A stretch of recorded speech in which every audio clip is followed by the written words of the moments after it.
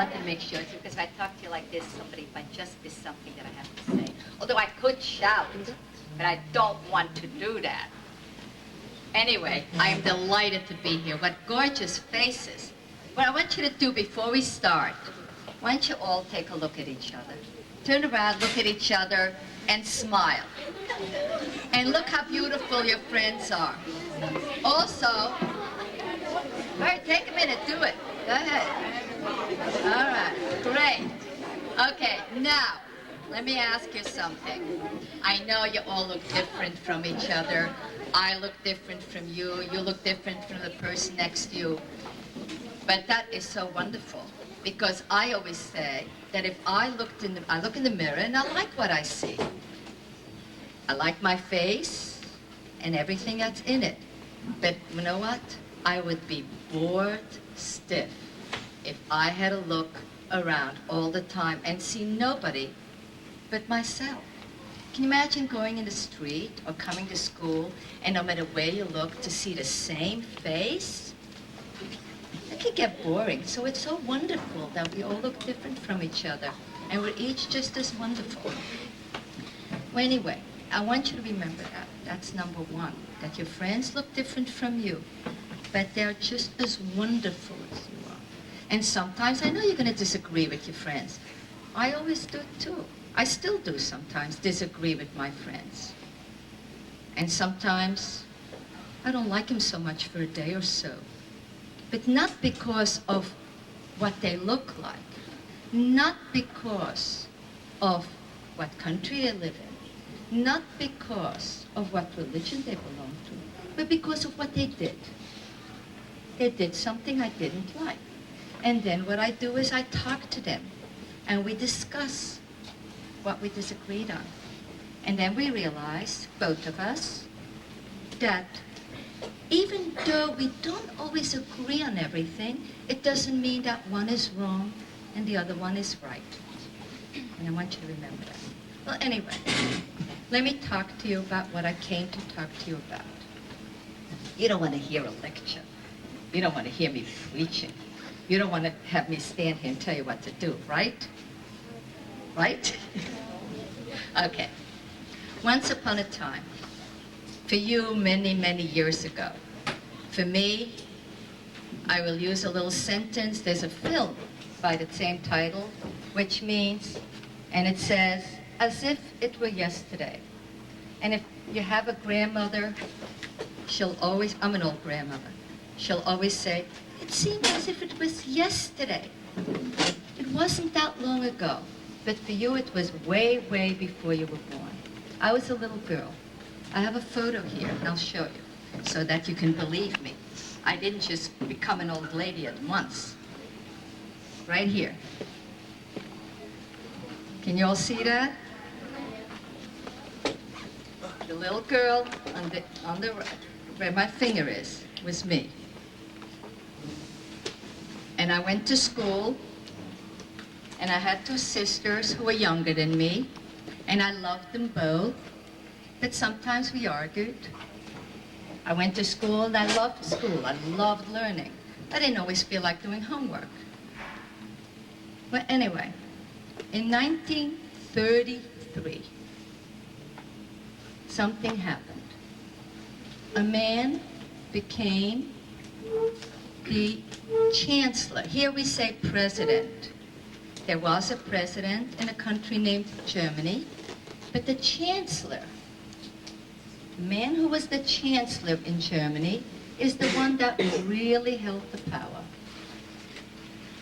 And the chancellor's name was Adolf Hitler. I'm sure, is there anyone who hasn't heard that name? Well, Adolf Hitler was the head of a political party, which were the National Socialist Workers' Party. Nationale Sozialistische Arbeiterspartei.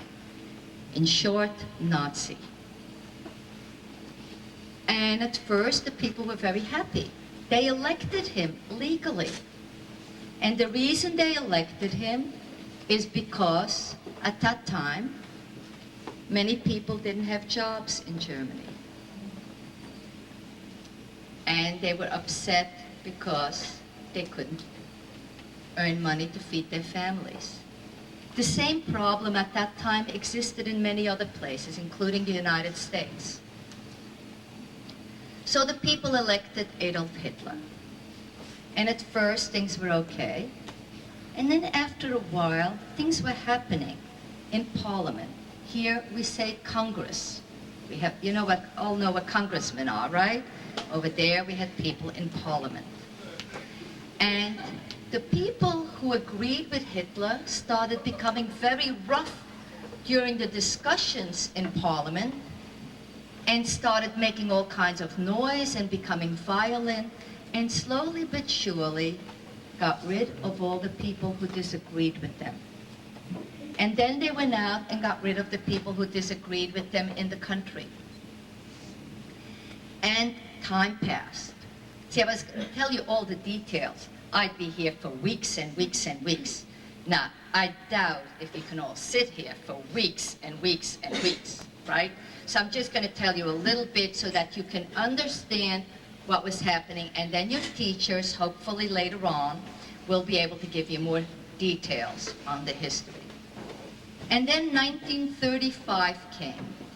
And in 1935, by then, it was Hitler's government, the Nazi government. They put out laws. And the laws were called the Nuremberg laws. Nuremberg is a city in Germany which still exists. Now, before I go on, I'm going to stop for a minute. I will use two names. I will use the name German, and I will use the name Nazi. Now, German is a person who was born in Germany. That's all. A Belgian, where I was born, Belgium, is a person who was born in Belgium. And, okay, I'll tell you what. Where were you born? America. America. So what are you? American. Good. Where were you born? American. So what are you? American. Where were you born? So what are you? An American, right? Let me see, one more person. Where were you born? America. So what are you? An American, exactly. Did you choose to be born in America? Did you say, I'm going to be born in America? No, you didn't, right? You were just born. And I was born in Belgium. And people are born in Germany. And they're wonderful people. But a Nazi is someone who could be born anywhere. A Nazi, whom I don't consider a good person, chooses to be a Nazi. You're not born a Nazi.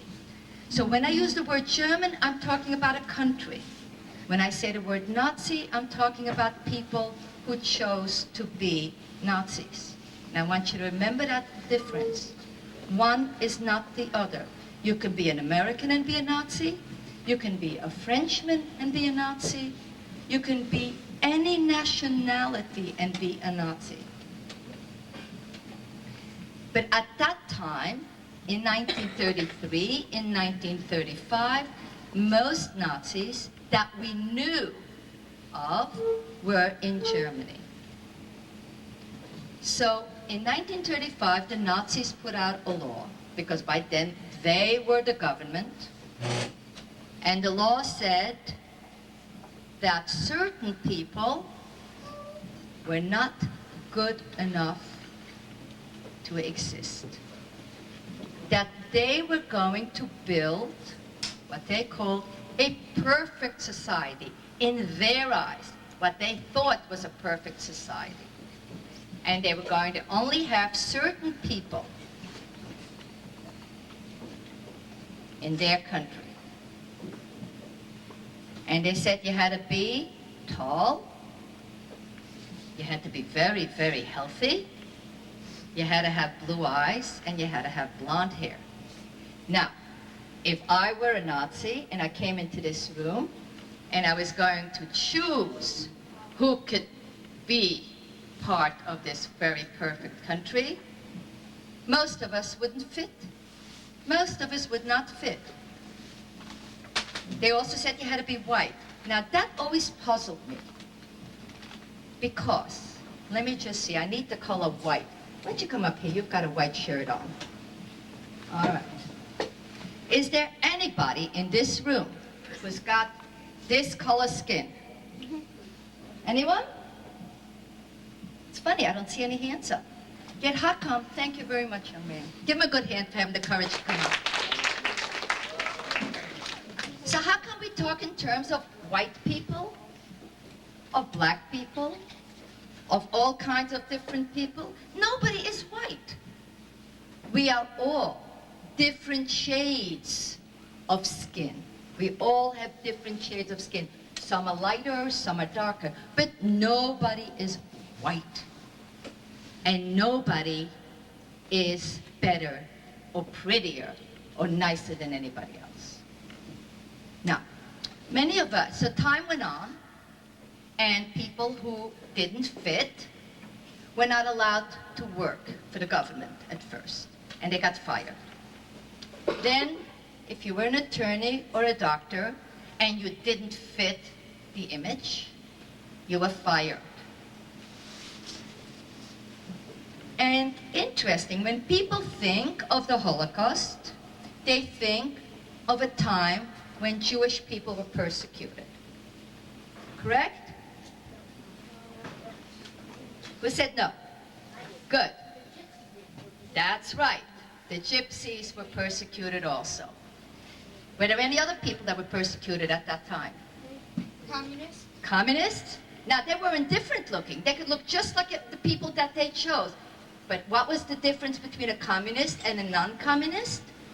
The communists, They thought differently, right? They weren't allowed to think differently. That was another thing. Polish people? Well, you know why Polish people? The Nazis decided that anyone who was Polish or Russian or Ukrainian or Romanian were less deserving and were not as good as they were. some people would say they felt like they were homosexual or they were handicapped. Exactly. All right. Homosexuals and handicapped. Homosexuals is thinking and feeling differently, and handicapped, not being able to walk or talk the same way or being sick. So they thought they weren't good enough. I believe the young lady there had something to say. You were going to say the same thing. Thank you. So those laws came out, and things became very difficult for a certain group of people. And because of those laws, other people thought that they could beat up on those people. That's why it's not good English to say beat up on somebody, but I've heard people say it that way, so I'm saying it that way. Right? Is that what you would say? Beat up on somebody? But what should you really say? Beat someone up, right? Anyway, and time went on. Meanwhile, I was totally unaware of all that. I was already born, because I'm a real old grandma. I have a grandson. My first grandson was getting married this month, on the 20th. So you see how old I am, huh? Anyway, I went to school and didn't even think about this, except after a while in my country, people found little notes in their mailboxes which said, there's no place in our country, and that is in which country am I from? Belgium, for Jews. If you know what's good for you, get out of here.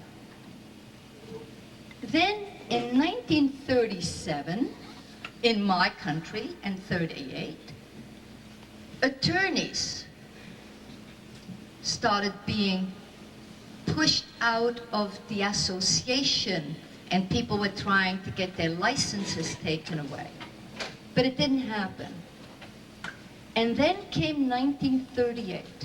And in 1938, I was born and I lived in a city called Antwerp. Antwerp has a beautiful big port. And a lot of people started coming to my town. And I was told by my mother that they came from Germany, some from Austria, and they were refugees. It was the first time. I was then 8 years old, and it was the first time I had heard the word refugees. And when I asked what a refugee is, I was told it was someone who was running away because someone else wanted to hurt them in the country they were born in. And many of these refugees were staying in our home. And I had to sleep in one bed with my 2 sisters because we needed space and beds for the refugees who stayed with us. And all the families in my neighborhood took in to their homes some of these refugees. And at dinner time, I heard these refugees tell stories about how their windows were broken, how men in uniform came in and beat them up and broke their furniture, and how the synagogues in their country were broken into and put on fire. Yes? My grandma comes from Germany. She left right before the war. And my dad, he got really into it. He was the president of his German club. And we went back to Germany, to Ichenhausen, where she grew up. And we went back. The old synagogue, there were no Jews left, and the synagogue was a fire station. I'm going back to Germany next spring with a friend of mine who was born in Germany. And I'm Jewish, she is not. And we're going back to her town where she was born. And I'm going to share. She's going to go with me to Belgium because I'm going back there to one of the places I was hidden in.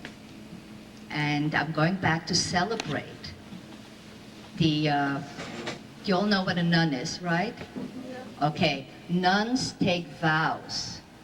Just like people when they get married, take a vow, they're going to be loyal to the person they're getting married to. Nuns take vows, and which say that they will be loyal to their beliefs and to remain a nun. And one of the nuns, who is now the superior of this particular convent, will celebrate 50 years from the day she took her vows. The day she took her vows, I was hidden in her convent. And I've always promised that I would come back to celebrate with her, and I will. So I'm going back. I will be there in April. Well, so if you can talk to this young man sometime and ask him questions, and I'm sure he will be glad to share. And perhaps your grandpa can come in and talk to the children. Grandma. Maybe she could be willing to come in and talk to everyone. Anyhow, we were in 1938, and the people who were in our home were telling all kinds of stories. And I got really scared. I said, Mommy, are those bad people going to come here? Those Nazis, the people they talk about? And Mom says, no, don't worry about it, she said. There might be, people tell stories, but it couldn't possibly happen here. And I just can't believe that the Germans would do this. They're such civilized people. They create beautiful art in Germany. Beautiful music is composed in Germany. And all those beautiful things. How could those people do things like that? So time went on. And then one day, an announcement came over the radio. We didn't have television yet. See, you don't know what that is, no television. But we didn't. In those days, television didn't exist. So the radio made an announcement that the German armies were coming into our country. And everybody started to run. And the best direction that everyone felt to run to was towards France, because France was free. And people ran, and we slept, and we ran too. And we slept in the fields, and we slept on the roads, and we slept in barns, and sometimes we had food, and sometimes we didn't have food. But we got to France. And then after a while, the German army invaded France. And they made an announcement that everyone who is not a resident, someone who lives in France, has to return to their country. So we went back to our country. And things became, except that we heard planes fly overhead, and shots once in a while, and we saw many German soldiers in the street, things became regular again. We went back to school, and we did homework. And then one day I was told that I had to wear something so that people could tell what I was, because they couldn't tell otherwise. And I had to wear this. Can you all see it? A star. Now, I sometimes wear a necklace with a star. And I'm very proud to be Jewish. Had I been born a Catholic, I would be proud to be a Catholic. Had I been born a Protestant, I would have been glad to be a Protestant. Had I been born a Muslim, I would have been glad to follow the Islamic religion. Had I been born a Hindu, I would have been glad to be a Hindu, which is another religion. And there are many other religions. But I was born Jewish, and I loved being who I am. I still like being who I am. But when this was put on me, it wasn't put on me to be proud. It was put on me so I could be ashamed. And for other children in school, who by then started believing what was told, that people who are Jewish, or gypsies, or anything else, weren't good enough, that we were not as good as them. And they started pushing me around, and picking on me, and punching me, and no one did anything about it. And I was very upset, and so were my sisters. But it was okay, because my friends had the same problem. So we just got together, and we kept saying, well, our parents tell us that it'll pass, that these things happen every once in a while, people get mean, but it'll go away. It always does. But it didn't go away. And then one day I was really happy. And why was I happy? Someone came to school and said, all Jewish children, starting Monday, you don't have to go to school anymore. Yippee! No school. Not because we didn't like, we loved school. But by then, I hated it. Because people were beating me up, people were pushing me around, and I didn't want to go to school with my star. So we decided, well, we can't go to school, we'll just go to the park, we'll play, we'll ride our bikes there, and it'll be great. And we did, my two sisters and I. And we got to the park on the first free day, and there was a sign on the park entrance, a big sign, we couldn't miss it. And it said, no Jews allowed. But there was no gate, there was just a sign. So I said to my sisters, come on, there was no one here, there, we could go in. So we went in. And a guard came out from nowhere. He just came out all of a sudden, and he went like this. He didn't talk, he just went like this.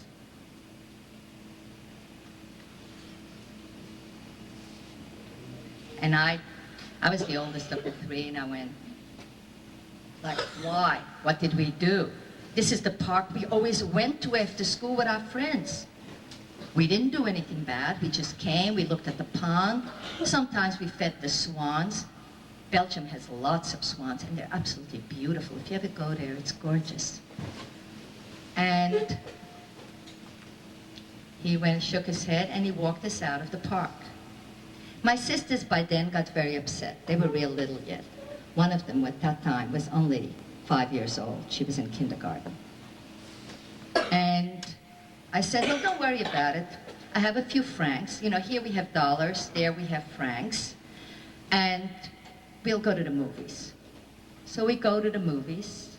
We figure we'll see a couple of cartoons and things. And guess what? There was a sign on the movie house. and the sign said, "No Jews and no dogs allowed." Well, at that point we got really upset. But since I didn't want my little sisters to be unhappy, I said, "It's okay, kids. Let's go, we'll get some ice cream." So we went to the ice cream parlor, and guess what? There was a sign on the ice cream parlor, and it said, "No Jews allowed." I'm going to jump a little bit now. When I first came to the United States, and then I'll go back. When I first came to the United States, I had dreamt about coming to the United States. I had dreamt all the years during the war. I dreamt of this wonderful country, and it's the greatest place. I love my American passport, my American citizenship, because that's what I am today, an American. And it's wonderful and it's marvelous.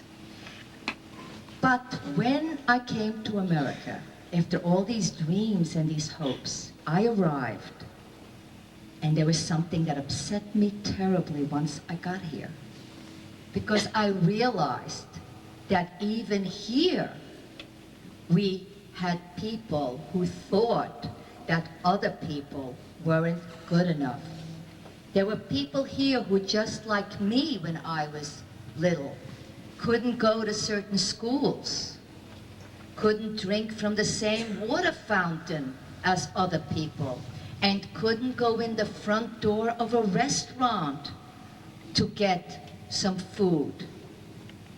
And I thought that was the worst thing. And I am very happy that today this does not exist anymore. I hope not. And it's up to you kids. You kids are the new generation. You kids can make the difference. You will not let something like that ever, ever happen again. Not here, not anywhere. Well, anyway, after we couldn't get into the ice cream parlor, we came home. And our friends and us, all of us who couldn't go to school, just played in front of our house. And for a while that was okay. And then all kinds of things were happening. They were taking people away, and things were getting very, very bad. And then one day, a man who was an old friend of my father's from before the war. They had worked together, they were good friends. And this man was a Christian, and this man was a German, and he was in the German army. And he was attached, meaning that he was stationed in my town. And he came and he warned us. And he said, if you can leave this town, do so. So we took off our stars and we left Antwerp. And we figured we'll go to the capital, Brussels, capital of Belgium, and hide there. Now, we had a slight problem. Even though we took off our stars, that was a crime, by the way. That was a crime for which you could go to concentration camp, went to jail. My mother had an identity card, and everything would be okay until someone would stop us. And when they would stop us, that would be a problem, because they stopped people many times during the war, and they asked for your identity card. See, here, you can travel across the whole United States, and nobody's going to stop you to ask you for an identity card. Or they can ask you for a driver's license if you pass a red light. But they will not ask you for an identity card just to check for no reason. And you don't have to carry one. But in Europe, in most countries, everybody carries an identity card. This was mine, but it was mine from after the war. And I'll tell you about that afterwards.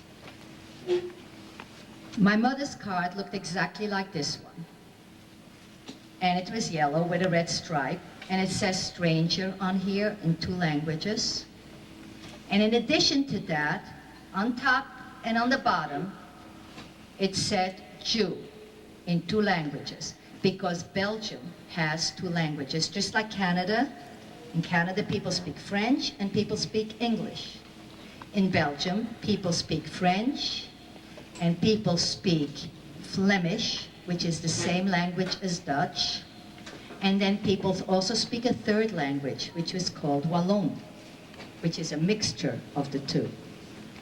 Now, if someone stopped us and they asked for documents and Mom would have to show this, we would be arrested. So we got on the train and we made it to Brussels and nobody stopped us. We were just lucky. And we got to Brussels and there was a checkpoint. And Mom said to the three of us quickly, fight, pick a fight, quickly. And we started making lots of noise and pulling each other's head. We were such good actresses. We punched each other, we screamed, we carried on as if we were in a play. And we did a great job. And finally people got annoyed, including the men in uniform who were checking the documents. They said, get out of here with these brats. It's just, and we left, not too fast and not too slow. I'll never forget when we finally, my heart was beating really hard and I was really scared. But I knew my life depended on doing a good job in acting. Now, I know we're all trained, we're not supposed to lie, we're not supposed to do things that are not real. So, I want you to remember that. You don't do anything that you're not allowed to do, that you're not supposed to do. However, this was special because here, the government and the people who told us that we couldn't do any of those things, they were truly not legal because they were so wrong. So we got out of the station, not too fast and not too slow. And when we got out and we were a little bit at a distance from the train station, we stopped, we caught our breath, and we knew we were safe. And then we found a place to live. I had an aunt in Brussels with an uncle and a little cousin. So we found a little place near them. We took a false name so that nobody could find us, and life went on. And then we had to hide. Things kept getting worse and worse. And several people there were many good people in Belgium. They were willing to risk getting arrested, to risk their lives to help other people. One of these people is this man. This man, can you all see that? This man was a monk. And this man risked his life to save mine and other children at the time. He saved almost 400 Jewish children. And the Gestapo, Gestapo means secret police, German secret police. The Gestapo was chasing him and looking for him. He took off his habit, he put on a disguise, but he didn't hide. He continued helping children. And he survived the war. And of course, as you can see, so did I. I was hidden in many different places. And it was always scary. It was kind of scary because they were always looking for me as if I was a criminal. And one time we had to go from one place to another, and we were taken to that place on a little truck, on those open little trucks, and we were hiding under a crate, my sisters and I. And it was scary. We had to wait to go to the bathroom till the person who was taking us took off the crate and stopped. If we were thirsty, we had to wait to get a drink till he stopped and gave us a drink. But we knew also that he was trying to help us. So we knew when to be quiet and when to behave and when not to make a sound. What I'm going to do now is I'm going to stop, because if I was going to tell you everything, we'd be here, as I said before, for weeks and weeks and weeks. So what I'm going to do is I'm going to let you ask me questions, and then we'll take it from there. Yes? Did your parents survive? Okay, my parents did. Here's what happened. My dad was in the United States. My dad came before the war, and then the war started. So he was stuck here. What happened was he tried to bring us to the United States, but he couldn't. Because at that time, it was very, very difficult for people to come into the United States. And there were some people in the United States who didn't like Jewish people. And those same people, of course, didn't like any other people who had the same ideas as some of the peoples I talked about. And they wouldn't let us in. And my mom survived. She was the only one of she had 5 sisters. They all got taken and killed in a concentration camp named Auschwitz with their families. And my mom had survived. She died 2 years ago, but she died of old age. So that was okay. Yes. Did you celebrate Jewish holidays and like bar mitzvahs when you were in hiding? You're talking while I was hiding? No. While I was hiding, he asked if I celebrated Jewish holidays and things like that while I was hiding. No, I could not. I was hiding in Catholic places. I was either with a Catholic family. Belgium has mostly, when I say Catholic, there's a reason. In Belgium, 95% of the population at that time was Catholic. And then 5% were different Jewish people and different people of different religions. So I was hidden with a couple of Catholic families and in several Catholic convents. And in order to not be caught, I had to pretend to be a Christian and a Catholic. And I went to church, and I studied catechism, and I did everything the other children did, except for those, you all know what communion is? Yeah. Okay, the only thing I didn't do is go to communion, because I was not baptized, so I could not go to communion. But otherwise, I did everything everybody else did. And no, I did not celebrate any Jewish holidays throughout about 4 years. Yes. Do you know why if everyone was taken off to the concentration camps by train, why did the United States and its allies go right to Germany and destroy the railroad tracks instead of... That's a very good question. And I tell you, I still don't have the answer. The question was, why didn't the Allies destroy the railroad tracks that took the trains to the concentration camps? The Allies, what they were doing was concentrating on winning the war. And they didn't want to use supplies to try to just bomb certain spots. They were looking at a larger picture, winning the war. And they felt that when they won the war, everything would be okay for everybody. That probably doesn't answer your question satisfactorily. However, I'm not totally satisfied with it either. Yes? Answer this question. When the war started, Eisenhower didn't think that it was a lot of, he didn't think that it was a big problem. And a lot of people in Germany didn't really, throughout Europe. So when he came to town, and he was like a good guy there. But when he started, he gained more and more power. And then by that time, they really couldn't stop him. What happened, it was an article here in the United States, going to what you're saying. Before the war, when Hitler and the Nazi Party was getting bigger and stronger and more powerful,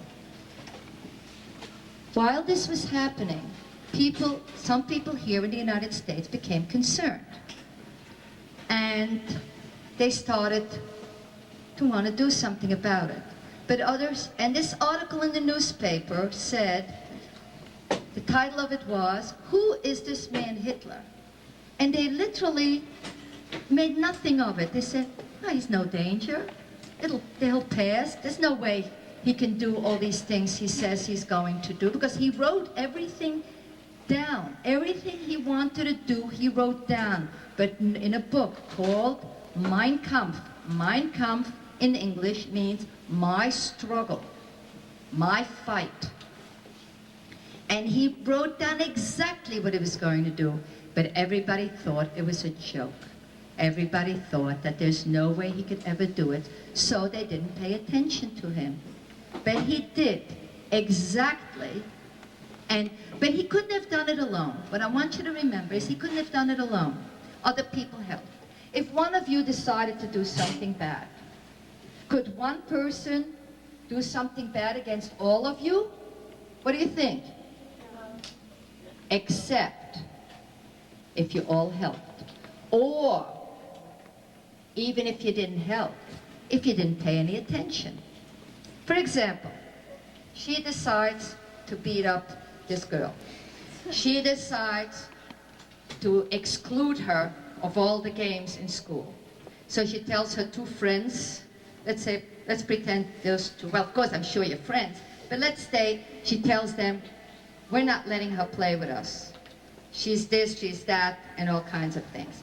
And then they agree because she promised them some chocolate or something else. And they agree.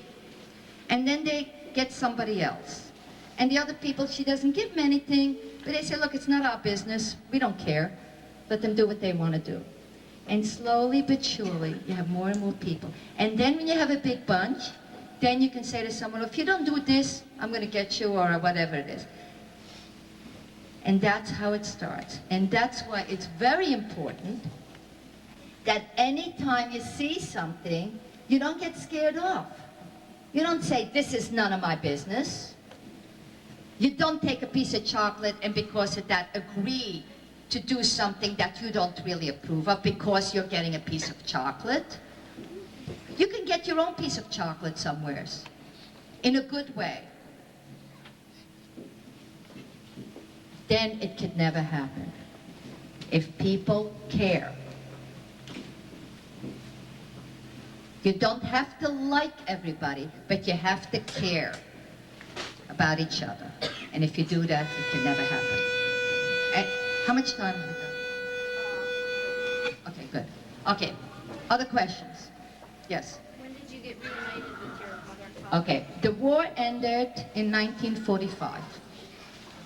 We were liberated in 1944, but the war still went on for a year. In 1945, when the war ended, by then we had not heard from my dad for over 7 years because of the war. Letters couldn't be written. Meanwhile, we moved around without giving forwarding addresses and all that. And my dad was in the United States, and my dad entered the American Army. He became an American soldier. And after the war, we couldn't find him right away because it took a while before the mail worked properly and all. And then we found out where he lived through another soldier who was in Belgium. And then one day, I'll never forget that, it was a Christmas morning, and the doorbell rang, and my mom said, because by then we had settled back in Brussels in a little apartment, and my mom said, Flora, go open the door.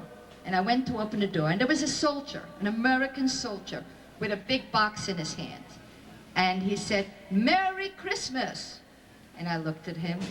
I didn't know what Merry Christmas meant. I didn't speak English. I only spoke 3 languages at that time. I spoke Flemish, I spoke French, and I spoke a language that Jewish people speak. It's called Yiddish. But I didn't speak English, and I didn't know what the word, I knew what Noel meant, but I didn't know what Christmas meant. And I took the box, and the man, first he said, Mendelowitz? I said, yeah. And he hands me the box. I said, we, actually, I didn't say yeah, you know. And he left. And there I was, and I ran up, and I said, Mama, Mama, look, we got a box. And she says, who brought your box? Maybe it's for somebody else. I said, no, no, no, the man said our name.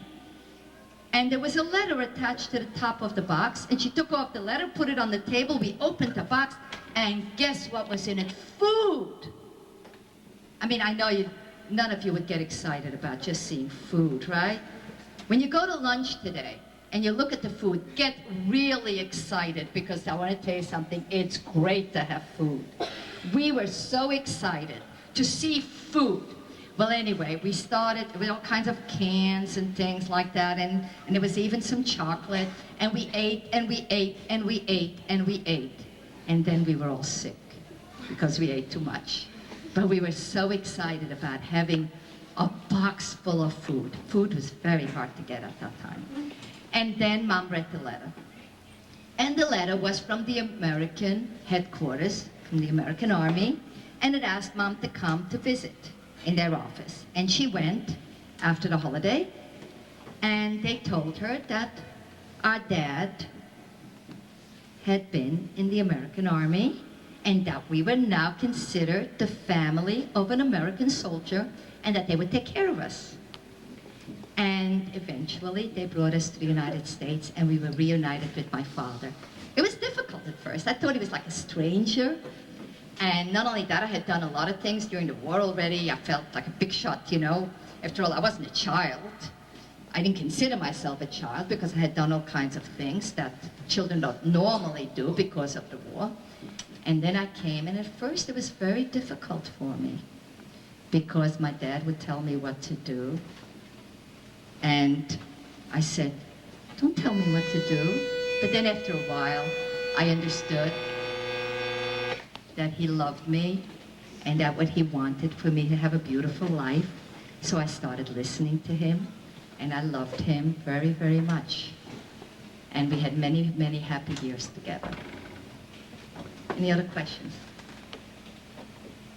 Yes.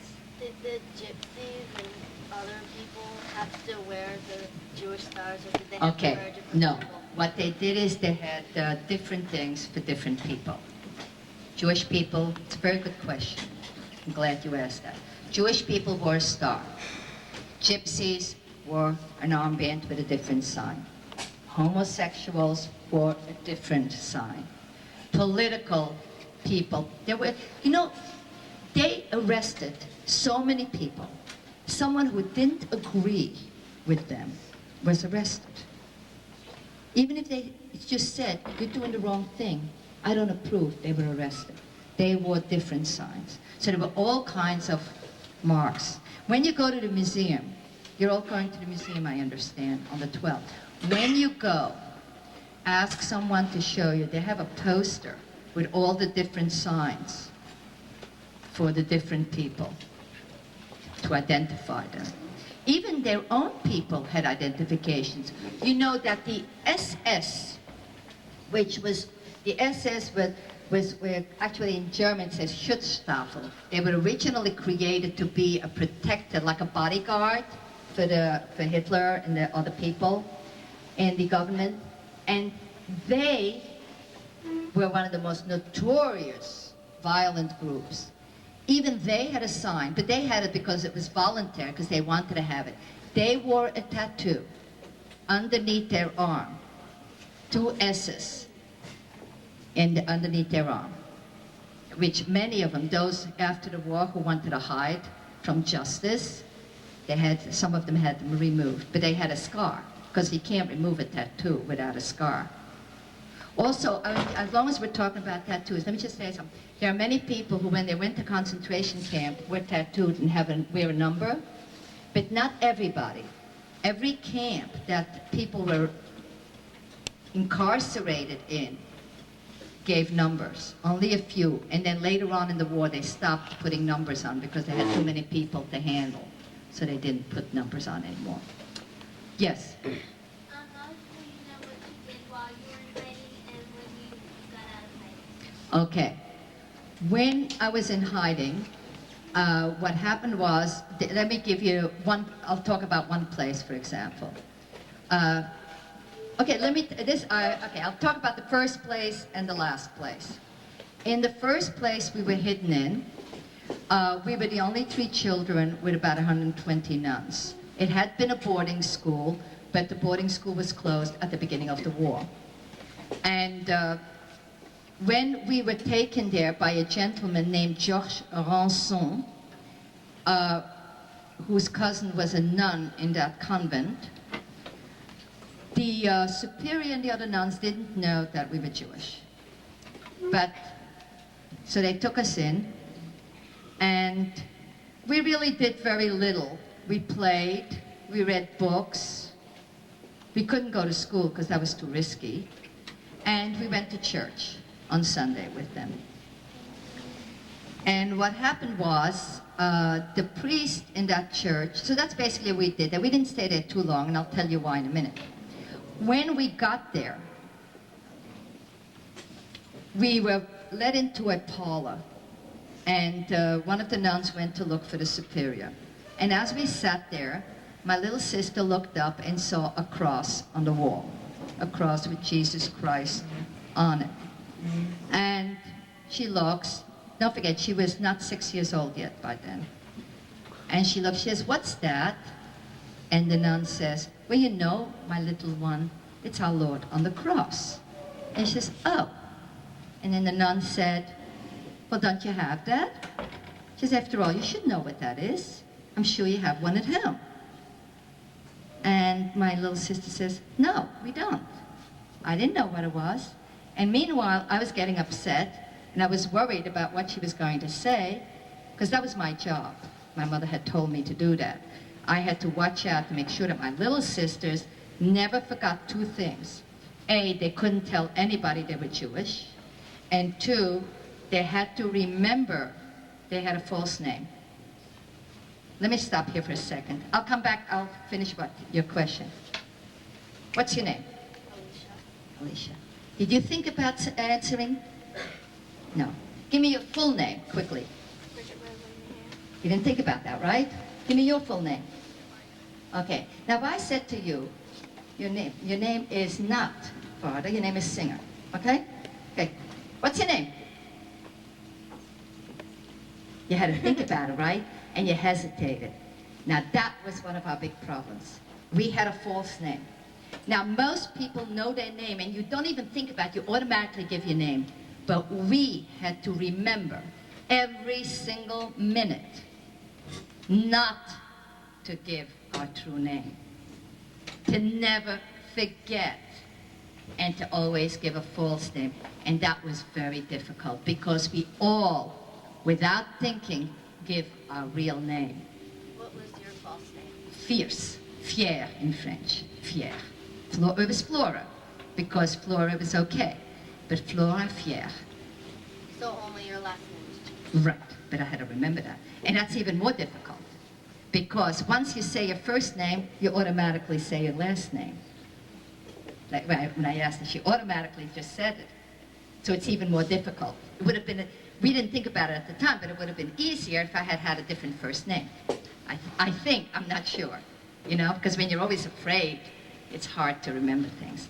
But anyway, so we were in the convent, and when we went to church, the priest there said some things that I didn't like. And I would come home to the convent, and I would say to the nun, "Why does he say things like that? That isn't nice." Well, anyway, I had a big mouth. And at one point, the nuns were afraid that someday I would say the wrong thing to the wrong person, and we weren't kept. Now, at that time, I didn't know that. At the time, I thought they didn't want to keep us because my little sister had said, "We don't have that." And when she said, "We don't have that," the nun said, "Well, what do you have?" And while I was kicking her under the table to not say anymore, she said, "Leave me alone." And I got really scared. And then the nun gave her a piece of paper, because she didn't know what to call it, and a pencil, and she made a Jewish star. Well, the nuns got very upset. They loved us. They really cared about us. But they were afraid to keep us in that place. So they sent us away. And we had to find another place. But I thought my sister was to blame all these years. And many times I told her, I said, "You know, Betty, if not for you, we could have stayed in that convent. I really liked it there, and I felt really safe there. But it was because of you. You had to go make a Jewish star. So we were sent away." And you know what I found out last year? My poor sister, whom I bugged all these years, wasn't to blame. You know who was to blame? Me. Last year, when I went back to Belgium, I always go back to visit my rescuers because I just love them. And many of them are dying from old age, but those who are still alive. And there's a 93-year-old nun who I'm still visiting. And when I was there last year, we sat down, I said, "You know, Sister Roberta, it's such a shame that my sister had to make the Jewish star that day, otherwise we could have stayed with you for the entire war." And she says, "Your sister, it wasn't her fault." I said, "What do you mean it wasn't her fault?" She says, "No," she says, "you were to blame." I said, "Me? What did I do?" And after all these years, I had to wait till I was an old grandma to find out there was my big mouth. I'm the one who was to blame because I was constantly complaining about the priest because he said some nasty things about Jewish people. Kept saying Jewish people killed God, and Jewish people did this, and Jewish people did that. And I got very upset. I kept saying, well, I never did anything, and my mommy never did anything, and my family never did anything. Why is he saying these things? So they really got scared. Yes?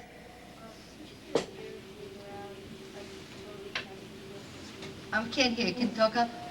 Did you feel weird being like totally surrounded by Christians?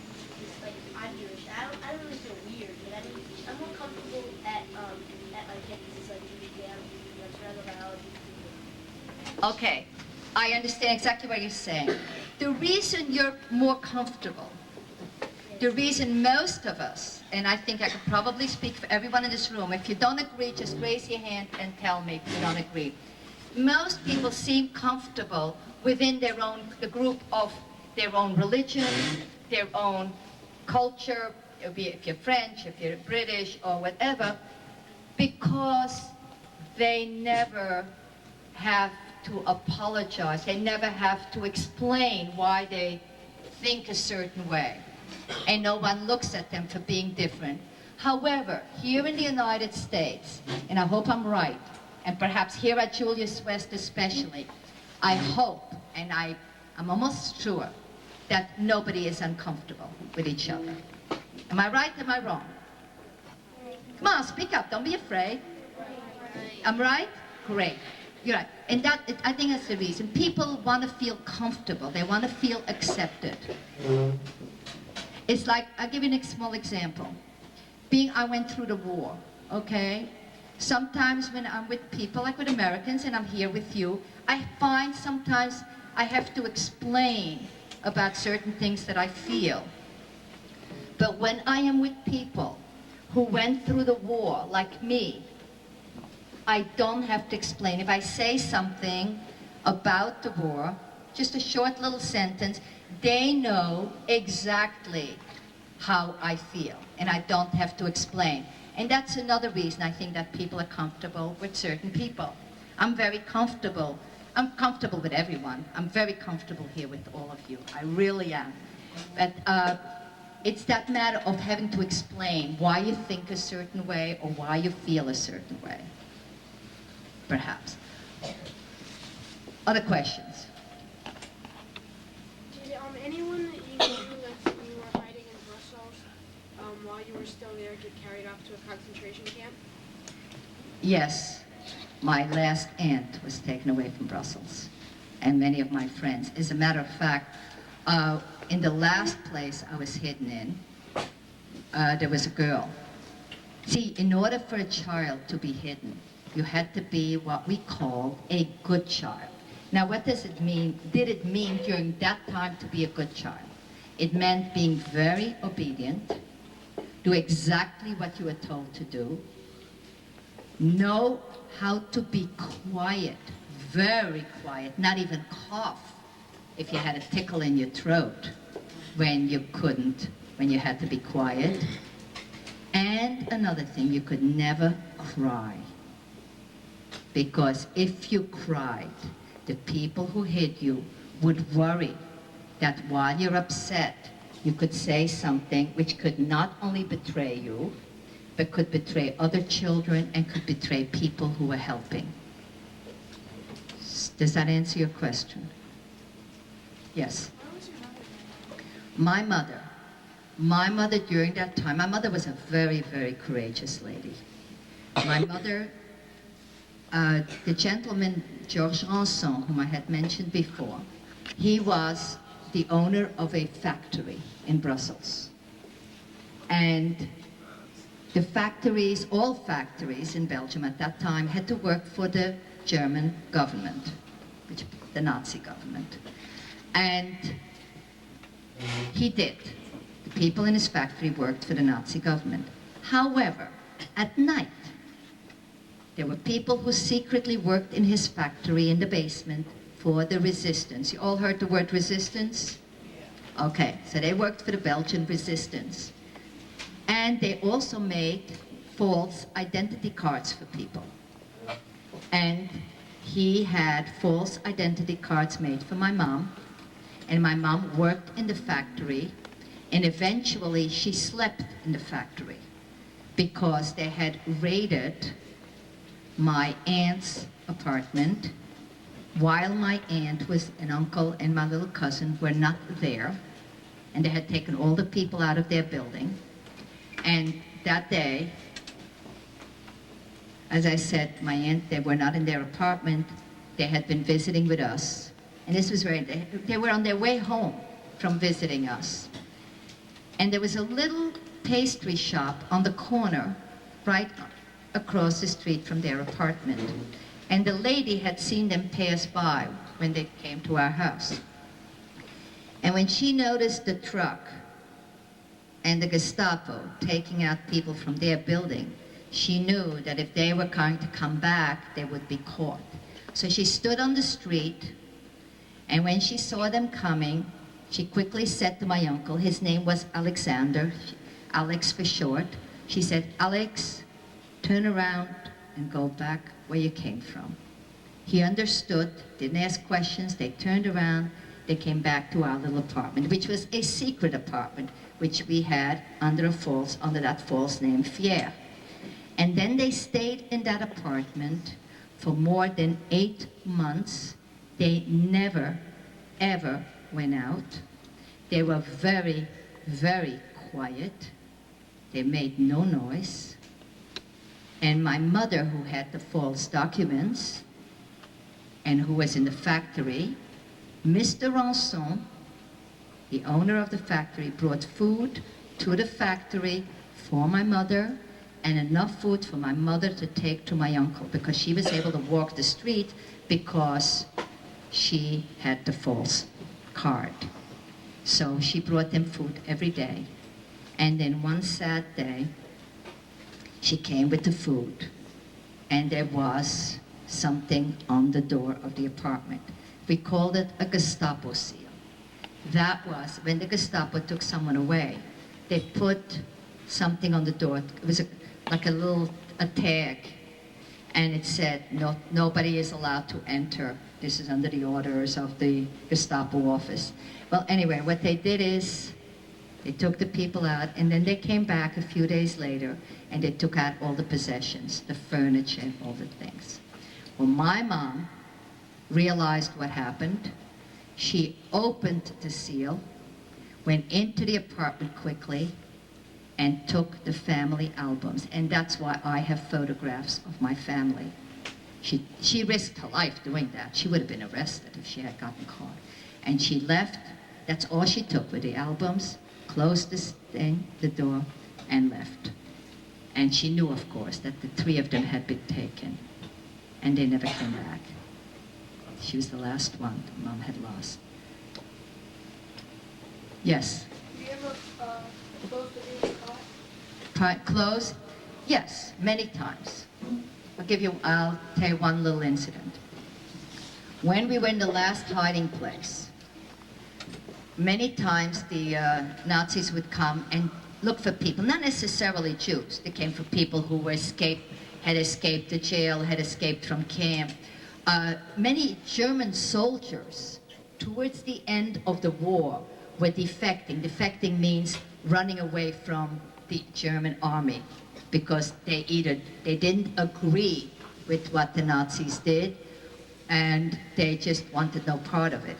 So they would sometimes hide in Belgian homes.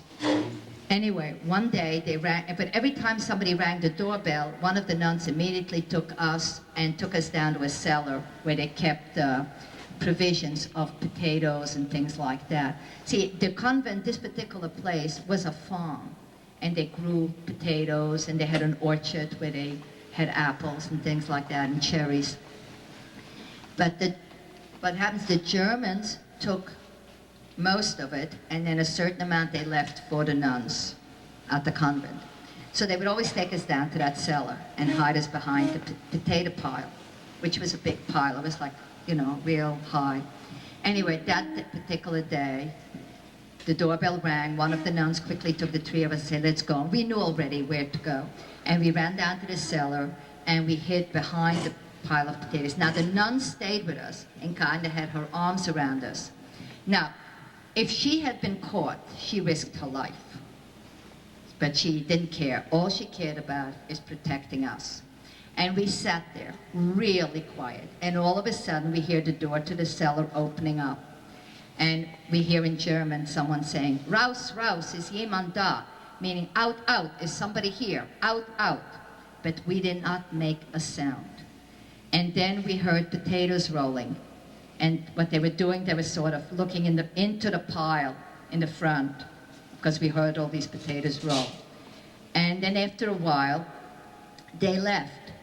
And to this day, I'm standing here talking to you, and I still cannot understand why. Maybe it was meant for me to come and talk to you kids, so that you could love each other, and you can create a beautiful America, and have a wonderful place for all the kids to live. I don't know if that's the reason, but for some reason, I still can't explain, they never walked around the pile. All they had to do is walk a few steps around and they would have seen us. But they didn't. And then after a while, they just left. And we just sat there, caught our breath, and we went out. We had many incidents like that, but we were very lucky because all three of us survived. Yes? Were you and your sisters ever separated? We were a couple of times, for short periods of time. We were very lucky. Once Father Bruno stepped in, Father Bruno, if you go to the museum, no, you won't be going to the permanent exhibit there. His name is in the museum, at the Holocaust Museum. Once Father Bruno stepped in, it was good. Most of the time, brothers and sisters were separated because no one could hide too many children. My mother begged Father Bruno, and she says, please try to keep my children together so that Flora could watch the little ones and protect them. And he did.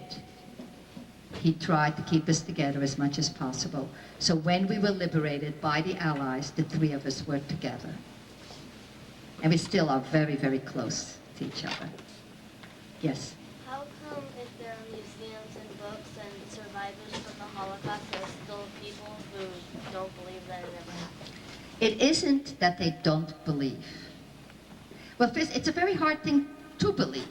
I myself, like sometimes when you have a bad dream, you say, I can't believe this. But that doesn't mean that it didn't happen. What I can't believe is that people can do things like that. That people can hate so much that they want to hurt other people. But we see it even here. There are always people who hate other people and want to hurt them. Those people who say they don't believe, I don't believe that they don't believe. I think they do believe, but they're trying to make other people not believe so they could do things like that again. Okay, so, because if you could say to me, you're lying, this never happened to you, then you can get people together and say, let's get rid of her, that kind of thing. And I think that's what it is. I have great difficulty with people like that. I want to tell you something on that, to answer your question further. I never spoke about the Holocaust until about 14 years ago. I just retired from being a teacher in Montgomery County. I don't know if Mrs. Schulman told you that, but I was a teacher in Montgomery County. I still go and teach in my old school as a substitute. I retired from teaching at Walt Whitman High School, which is in Bethesda, and when I retired, my 9th graders, who I had that year, said, well, why don't you wait to retire till we graduate? And I said, well, if I wait to retire till you graduate, there will be new 9th graders in my class, and then they will tell me to wait to retire, and then I'll never retire. Well, anyway, they came up with the idea that I should come in and substitute in their classes so they could see me. So, and I like the idea. I do that. So next Friday I will be going there to talk next week, and I will be with them, and I love seeing them, and we really enjoy each other. So I do, go to teach, but I never spoke about it. And the reason, until 1980, I was at that time at Albert Einstein High School, and a little note was put in a teacher's mailbox, and the note said, there is a new book out.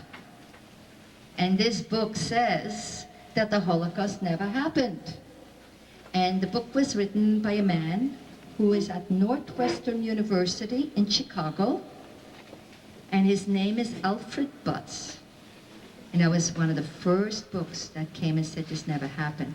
And I got very angry. And I said, if this never happened, where are all my friends? Where are all my aunts and my uncles and my cousins and my grandfather and my grandmother? What happened? Did they just disappear? Did somebody wave a magic wand and say, abracadabra? No, it did happen. And I was angry enough, and I want you to remember this, and when you're angry about something, you don't go fight. What you do is you talk to people. So I started talking to people. First at Albert Einstein High School, and then doing what I'm doing now. And then I got together with 2 other teachers in Montgomery County. One of them is an assistant principal at Springbrook now. Her name is Mrs. Sue Schotel. And the other person is a social studies, the head of the Department of Social Studies at Richard Montgomery High School. His name is Mr. Robert Hines. And the 3 of us created a course to teach teachers how to teach the Holocaust. And that's what we've been doing for many years. And I'm still doing it, and I will be doing it, I hope, for many years to come. And then, of course, you kids could do what I'm doing as you grow up.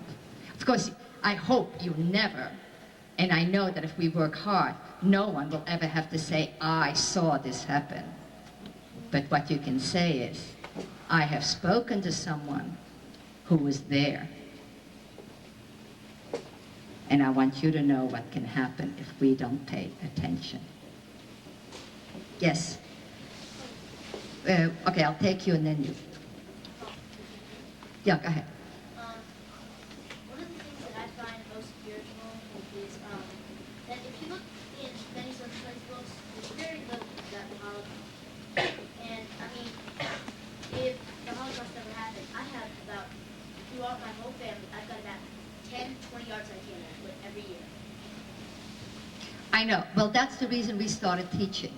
That's the reason I started speaking. And other survivors also speak in schools, because that was one of the problems. It wasn't in the books. But now there are many more books that do tell that history. Yes? Were you separated from your mother when you moved away? Oh, yes. I didn't see my mother for... And how did you find her? Okay, it was very interesting. When we were hidden, we were able to communicate with our mother, but in a very indirect way. For example, if I would write a letter, I would give the letter to the Mother Superior. The Mother Superior then gave the letter to another person, and then the letter was given to another person, and then to another person, until it would reach my mother. And the reason it was done that way is so that nobody could discover where we were or where my mother was, and my mother did not know where we were. What happened was we had to trust the people who hid us. They could not tell the parents where the children were hidden. And the reason for this was that if a parent got arrested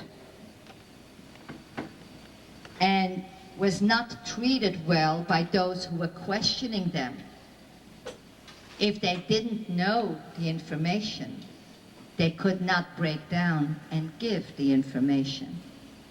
And that's why she was not told. But they knew where we were. They knew where to find my mother. And that is how children and parents reunited again. How much older are you than your 2 other? I am 3 years older than my second sister. Well, I was born in 1930, One of my sisters was born in 1933, and the last one was born in 1936. Yes. You had a question? No? Nothing? All right. Anybody else? Okay, well, anyway, let me tell you what I did after the war. I have what? Okay, so just enough time for me. Yeah, I just have enough time to, you will be going to the permanent exhibit. Okay, if you go to the museum, when at the end of the exhibit, all the way at the end, there is a white wall, okay? And on that wall, it says rescuers.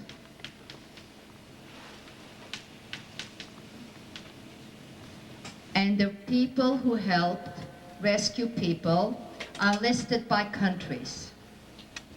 And you have all kinds of countries. And then one of the countries is Belgium. And under Belgium, you'll see a long list of people. There are two columns. In the second column, you'll see a photograph, and under that photograph, it'll say Father André. Father André of Namur. Namur is a city in Belgium. Namur. Those who can't see it, you can come up and look at it afterwards. Father André of Namur. Father André worked with Father Bruno. Father Bruno's portrait, the one I showed you, is not on the wall, but his name is. So right next to Father André's picture, just below, you will see the word Abbe, A-B-B-E. And Abbe means, in English, abbot or father. In this case, it's father. And it's Father Bruno Reinders. And then you'll know that I'm alive and I talk to you because of this wonderful Father Bruno. Not, okay, go ahead, let me answer your question first.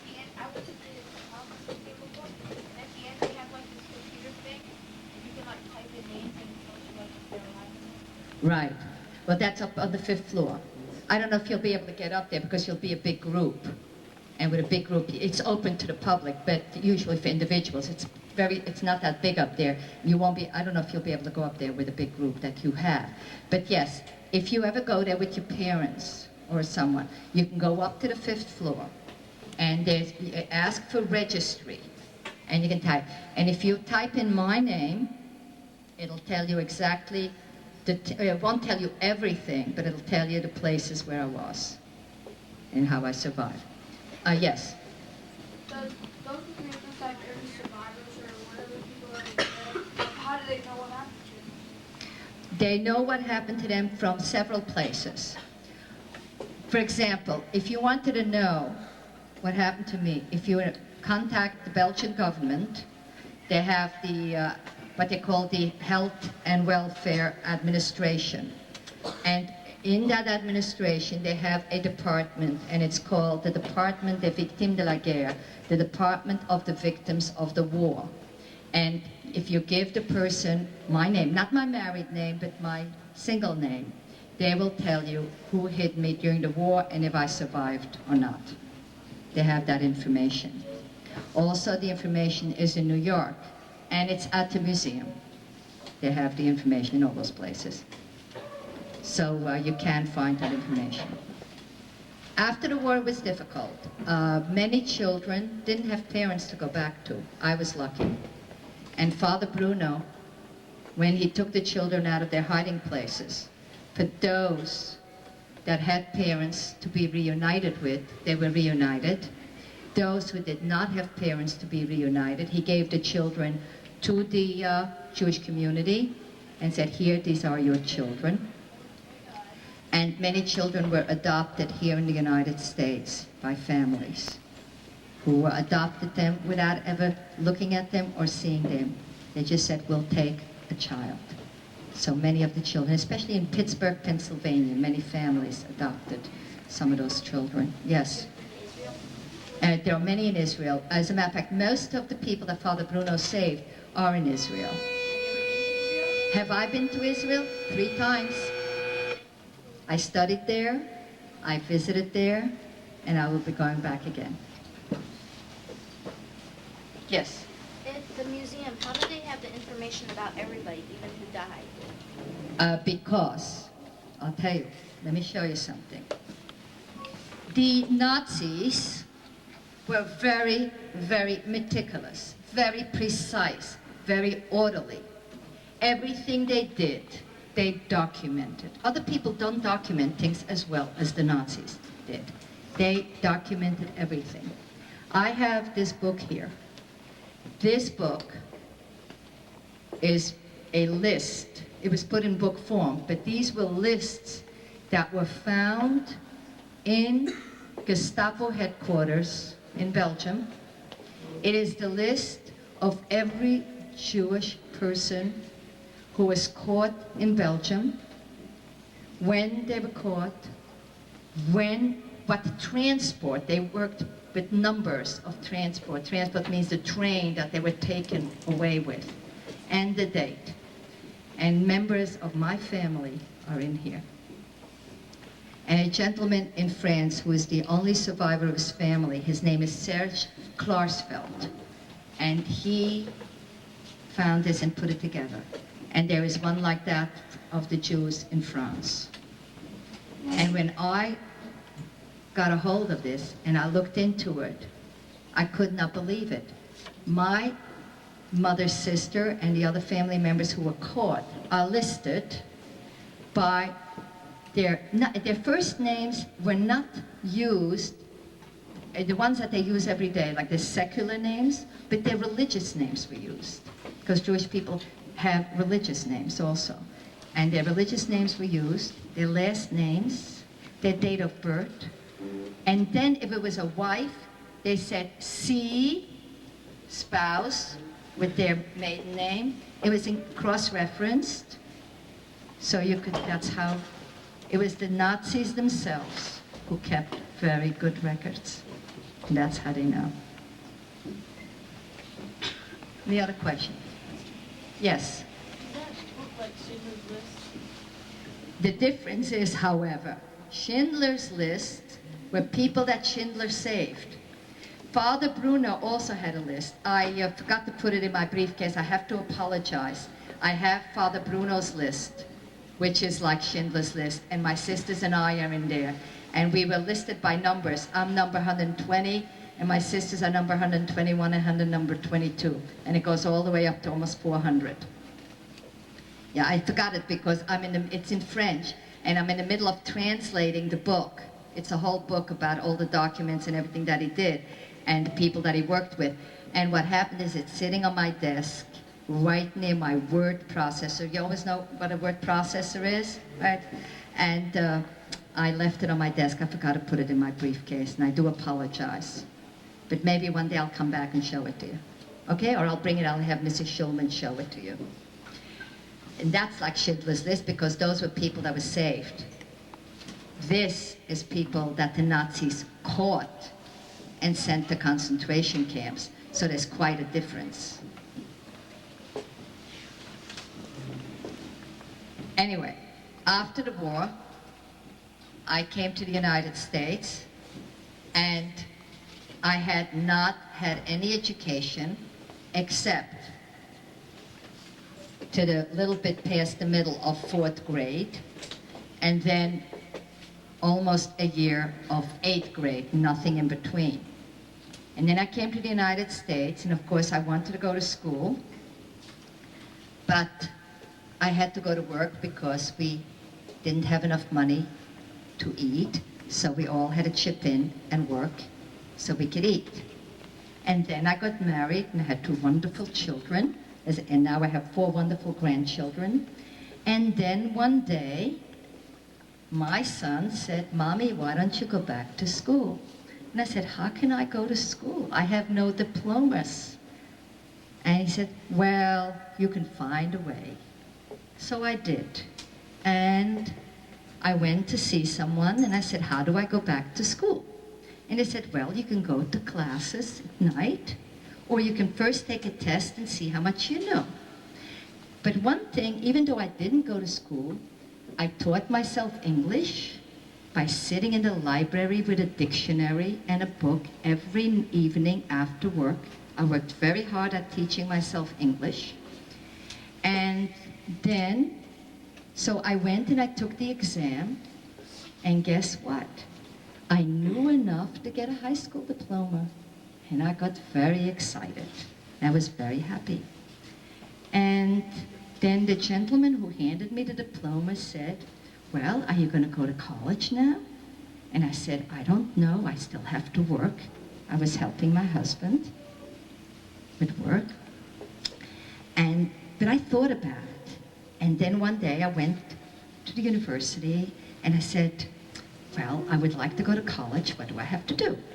And he said, well, you could come to school, and if you get a grade that's better than a C, then you can go to college.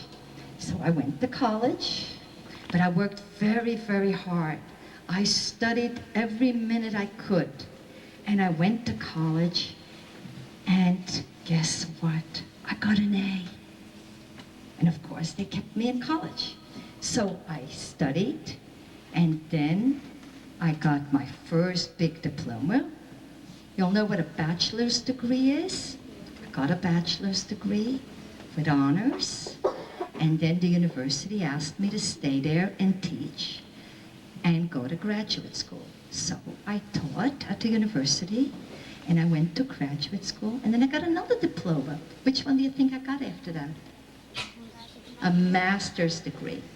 And then I was offered a job at the college in Baltimore. It was the University of Maryland.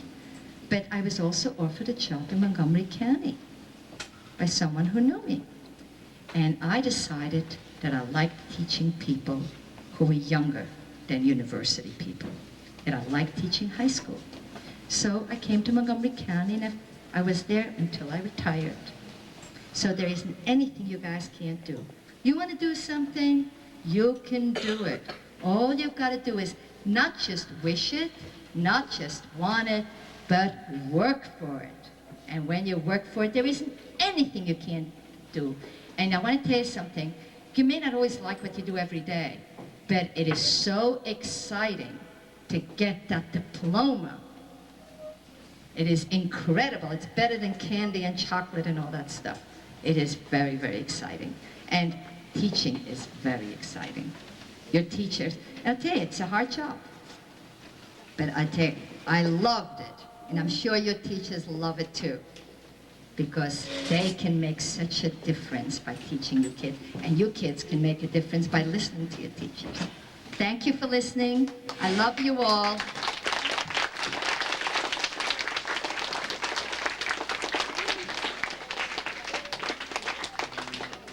Have a wonderful day. Look at the sun shining. Isn't that great? Okay, while you wait till the bell rings, talk to each other, look at each other again, see how gorgeous.